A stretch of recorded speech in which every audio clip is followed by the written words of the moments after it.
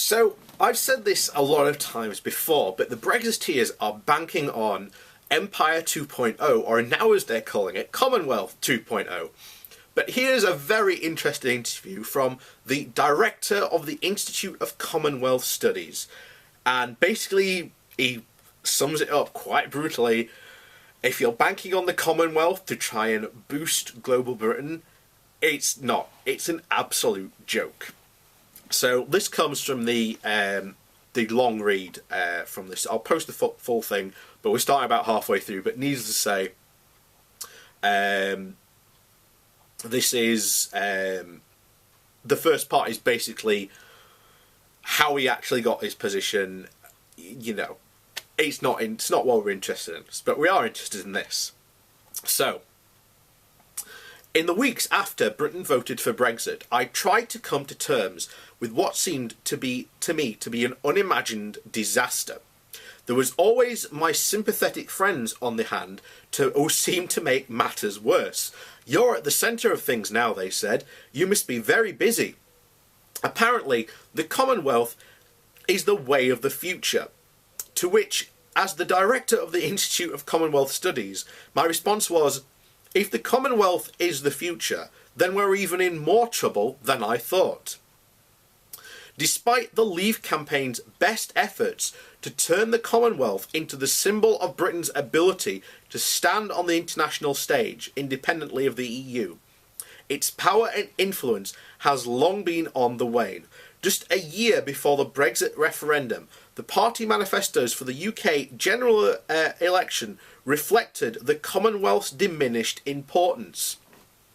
In place of Labour's 1997 vow to give renewed priority to this unique network of contacts linked by history, language and legal systems, the party barely mentioned it. The Conservatives were a little more forthcoming, although largely cut and pasted the words from their 2010 document. UKIP predictably scattered in references far more frequently than anyone else. Yet, if they had dropped the startlingly ambitious proposal that had featured in its 2010 manifesto to establish a Commonwealth free trade area with other Commonwealth countries. So how exactly did it manage to shuffle its way back into the political conversation? So for the Leave camp, depicting the Commonwealth as a huge potential trading opportunity for the UK was a useful fiction. This was a reassuring mood music for a campaign keen to demonstrate that Britain would not be left helpless and isolated after Brexit. Yet beyond a few hand-me-down figures about its supposed economic potential, there are very few clues about how or what or why the volume of trade with the Commonwealth member states would increase. Although the Commonwealth featured as an element in the snake oil sold to voters by the Leave campaign, it was by no means the most potent ingredient. Indeed, many Brexiteers struggle with the whole concept of the Commonwealth. On one hand, it fed into their arguments that Britain had an opportunity to engage more actively with growing economies outside the EU.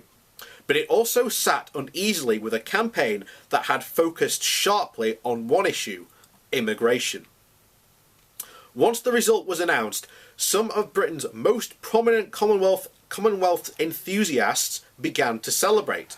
Less than a week after the vote, the Daily Telegraph carried the article by David Howell that the then chairman of the Royal Commonwealth Society, under the headline, "A Bright Future Awaits Britain Post-Brexit in the Commonwealth Markets."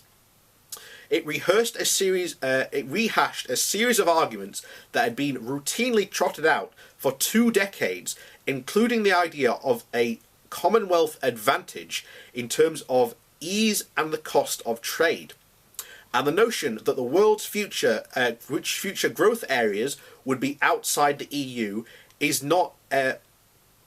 to Asia, Africa, and Latin America. We need to look for big prizes, and the Commonwealth network is the gateway to many of those fast-growing new economies, Lord Howell wrote. So, given the ever more certain prospect that we will indeed leave the EU, it is worth looking closely at whether there is anything to this view. The origins of Howell's argument go back to a brief and not very well substantiated 1994 article by the Australian scholar Catherine West titled "Britain, the Commonwealth and the Global Economy," which was published in the Commonwealth Journal of International Affairs. The piece began with the proposition that for the UK, Europe had become an economic black spot with double-digit unemployment and the lowest rates of growth in the developed world. It suggested that the British government's Eurocentric political rhetoric tended to disguise the importance to Britain of markets outside the EU.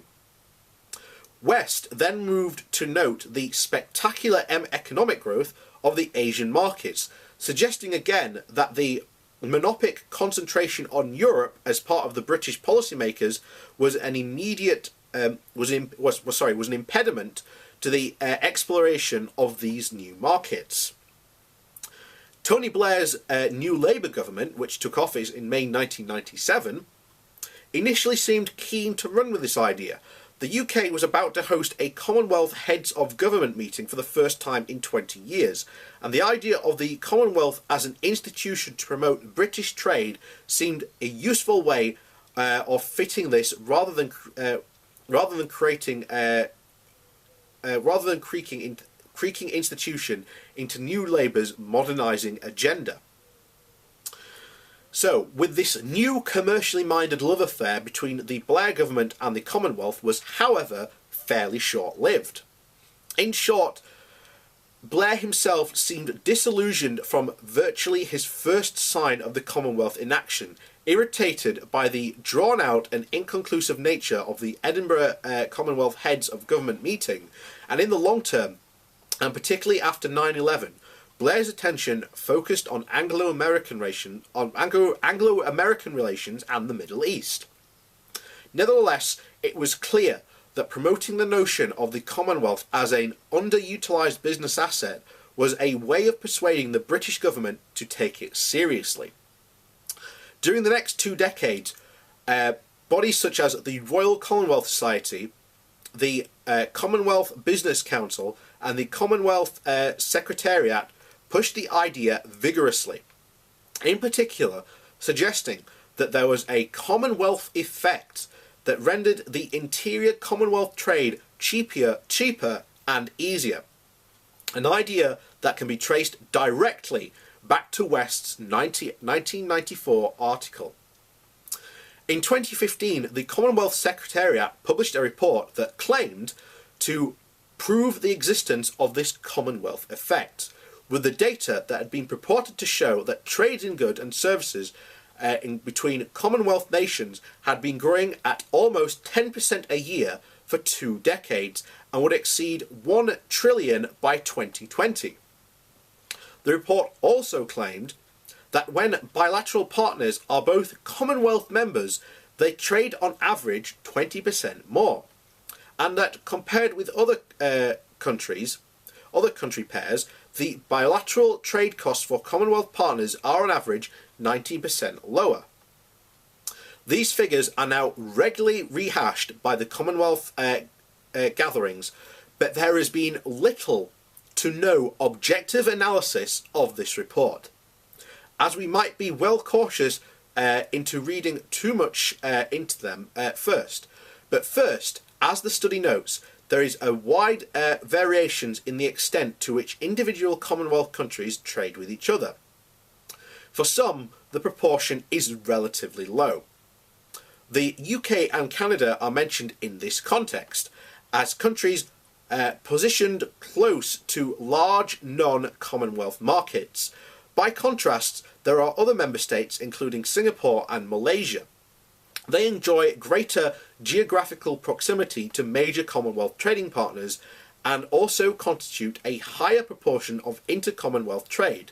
Given this, the fact that there are higher variations in levels of trade connected by individual member states, it is difficult to see what we can actually learn from an average figure of the Commonwealth advantage between two national Commonwealth states.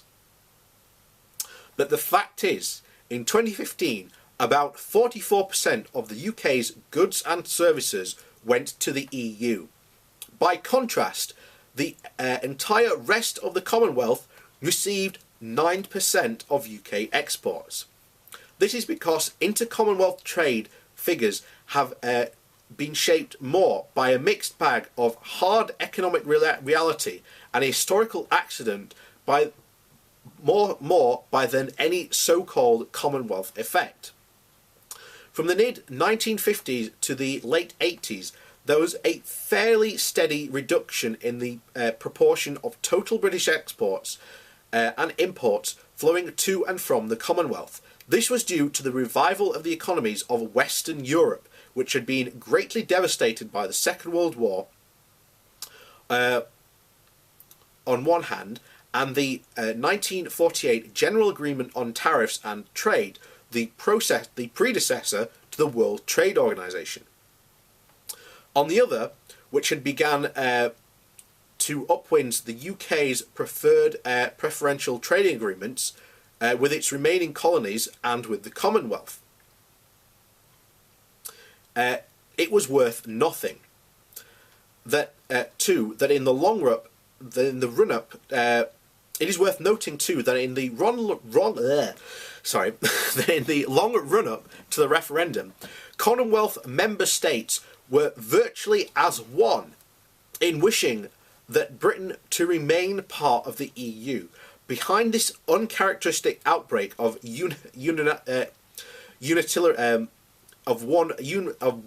speaking with one voice, something which the Commonwealth rarely does, it was the simple fact that Brexit throws the UK's future trading relationship into confusion. The working assumption is that the current EU agreements, which allow many developing Commonwealth countries to access the UK market on advantageous terms, will lapse in Britain at the moment that Brexit takes effect. It will only be after that point that the UK has the legal capacity to negotiate trade agreements and independently of the EU. This means that many less developed Commonwealth countries that are currently conduct a significant portion of their trade with the UK risk being hit by an immediate tariff hike. Given the finite resources available to the UK government for complex trade negotiations, and that the attention is likely to be focused more on lucrative markets in Europe, Asia and North America, the Commonwealth countries quite reasonably fear that they will be a relatively low priority for Brexit Britain. The UK is also a major contributor to the UK aid budget, to the EU aid budget, for which many Commonwealth countries benefit. And British overseas dependencies face the prospect of losing access to this important source of development funding altogether. In October 2010, Michael Akram, the then former Conservative Shadow Foreign Secretary, published a pamphlet setting out a new agenda for British foreign policy. The document, titled Farewell to Drift, a new foreign policy for a network world, showed the influence of David Howell's worldview, and the forces of globalization were steadily undermining the significance of old-fashioned power blocks such as the EU. Conversely, the Commonwealth, with its lack of treaty or constitution and its emphasis on collaboration and mutual support, was a ready-made vehicle for positive action. Quote from this pamphlet: "For too long the Commonwealth has been underfunded and unappreciated by many of its members, including the UK." Akram wrote, "For us, it only costs 20 pence per person per year, while the EU costs £52 per person a year. It urgently needs, with British help, encouragement and investment, to become bolder to become a bolder organisation that recognises its own strengths, it could have associate members as well as new. Indeed, some of the giants of the world, like Japan, would become interested, especially if it based in the emerging powerhouse of India. It could also interest to encourage other countries to become involved in the Commonwealth in one way or another. So during the 2016 referendum campaign, Akram duly pinned his colours firmly to the Leave mast.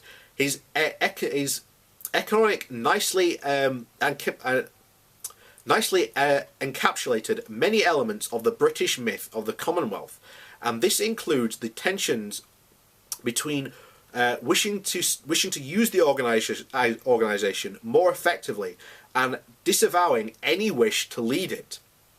Akram was not the first Commonwealth enthusiast to recommend moving its headquarters to India, the most prosperous member state.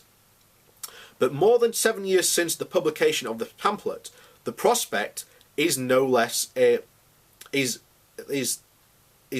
remote. With many of India's policy-making elite seeing the Commonwealth as little more than a quaint relic of British imperialism, there is little chance of them offering this sort of flag of convenience. There is also something familiar in Akram's ambiguous contrast between the supposed 20 pence cost of the Commonwealth and against the EU's £52. We were supposed to conclude that the Commonwealth was better value for money, or simply that it was under-resourced. Commonwealth enthusiasts generally want to have it both ways. The Commonwealth was supposedly a vast potential which could be augmented further with little additional funding, yet membership will always remain cheaper than the EU. And that not only in terms of the UK's direct financial contribution, somehow this mythical Commonwealth of the future will cost less than the EU in terms of the vast number of hours required to negotiate its treaties and other formal agreements. It will not require members to make a significant concessions in return for some collective good. And it will have only the most rudimentary of mechanisms to enforce its will. In this light, the Commonwealth is the international relations equivalent of a homeopathic remedy. A cadre of staff so small as to be almost invisible when discovered across a body comprising of 2.4 billion people, which nevertheless does or could achieve miraculous results. But the promise of the Commonwealth can be seen in another, arguably far more realistic way. It is based on the prospect offered by charlatans and quacks through the ages, that of something for nothing.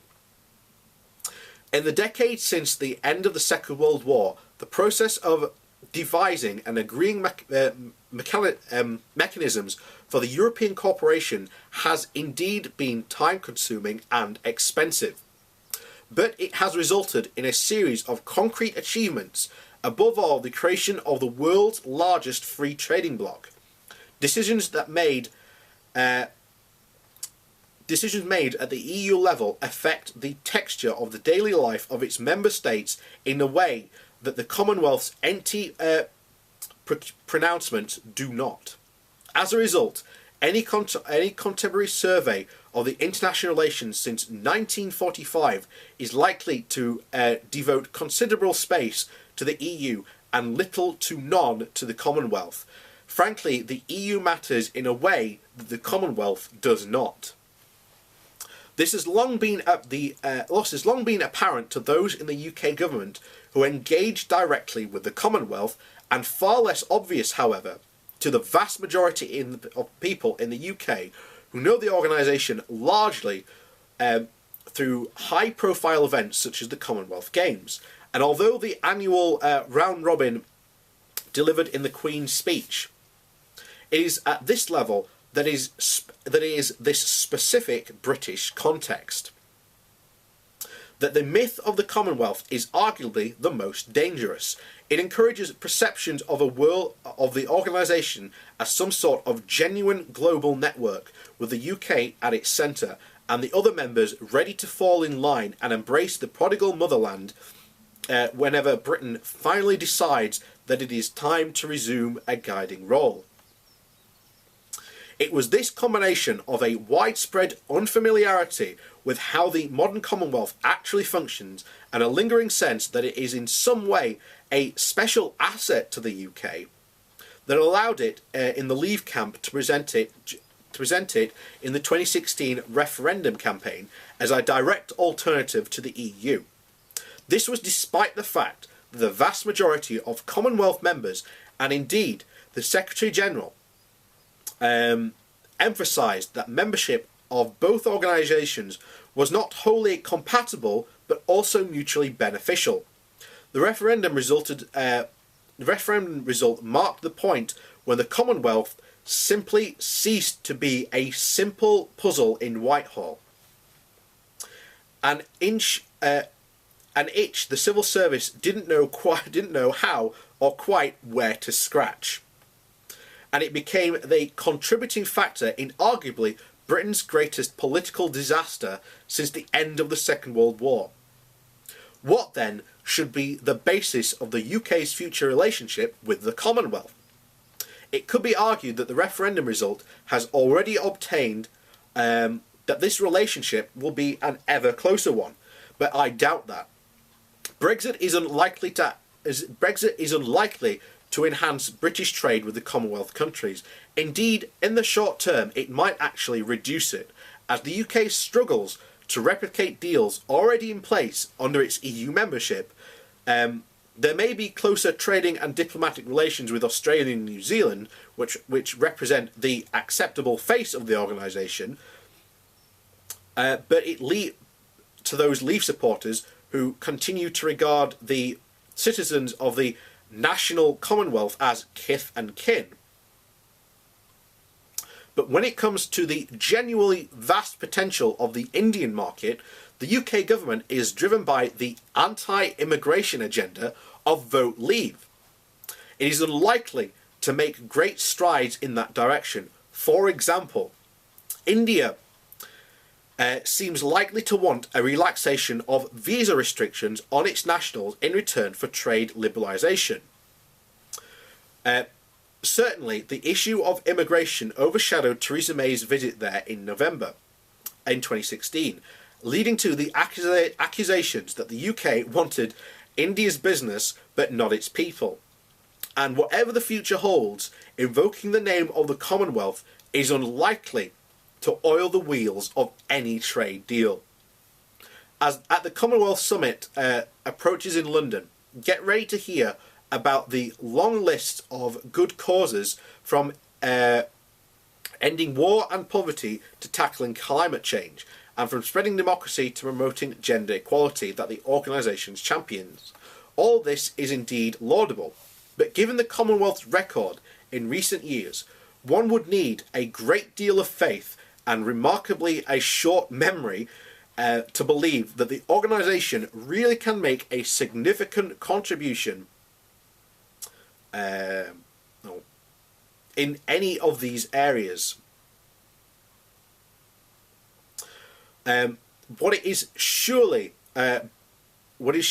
beyond doubt is that the Commonwealth cannot rescue the UK from the grievous self-inflicted wound of Brexit, and any suggestion that it can will only serve to rob the organisation of whatever last vestiges of credibility it still possesses. So this came from the full article, was The Emperor's New Clothes, The Myth of the Commonwealth by Philip Murphy. And this is one of the things that Brexiteers made out. The Commonwealth is this somehow ready-made trading bloc we can go into. But as it said in that article, just summing it up, this is impossible. To do this would result in a long period of time. Remember, since we've joined in the 70s, it has taken years years and decades to get to the point where we were now in the EU. We've now decided we're leaving. And now that apparently we want to try and, develop the Commonwealth is ridiculous. Because you've got India currently, going through a massive economic boom. If we want to trade with India, we have to make concessions with them. Concessions that improve allowing more immigration from them to come to us. This will be a hilarious return to the post World War II, racial epitaphs that used to appear all the time. And remember, back in the day, the Conservatives ran a hilarious, incredibly racist campaign on this. Go look it up for yourself. So this is one of these ridiculous, myths. It's not going to happen. India's not interested unless we make concessions. They are not going to, as said, oh, we're returning. India's going to be like, so what? The idea that somehow imperialism and, the British Empire is somehow, coming to this country, is somehow fondly remembered by a lot of people of a bygone days of a glorious past. Compare that to India, where it means repression, all sorts of stuff.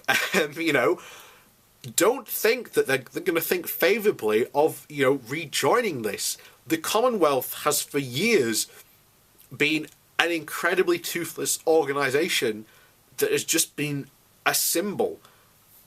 And that was all it has been. So the idea that we can make it into something would be absolutely ridiculous. And as it says here, the guy was saying, oh, it only costs 20 pence per person compared to the £52 per person a year to the EU. We get loads of money back from the EU in terms of trade, investment, development fund, all sorts of stuff. We get nothing back currently from the from the Commonwealth. And as they said here, if you want to actually develop it and spend time trying to do this, that cost will go up. But this is, again, something the Brexiteers do not want to hear, because the Commonwealth is part of their magic fantasy Brexit land. And, of course, as discussed here, the people of Australia and New Zealand are expats. But when we're talking about other places in the Commonwealth, such as India, well, they're clearly immigrants.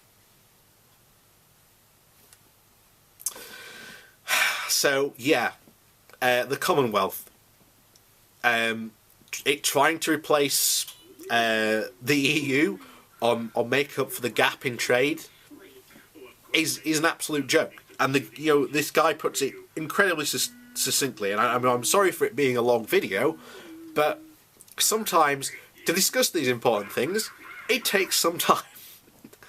And here we are with this, and I guarantee you, well, by the time this video comes out, the Commonwealth will be over, and I guarantee you there will be lots more articles in the coming week about this, for this exact point. So, yes, enjoy, people, enjoy. But to sum this video up, look, the Commonwealth, in this article, I didn't read that part, but the guy in the article describes the Commonwealth as the grandfather clock of Westminster. Every so often it chimes, and the MPs look at it and thought, oh, look at that clock, isn't it fantastic? But no one dusts it. No one makes sure that it is actually on time or anything like that. It is an organisation that is just a symbol. That's all it is, and it will never be, because you will have to make concessions.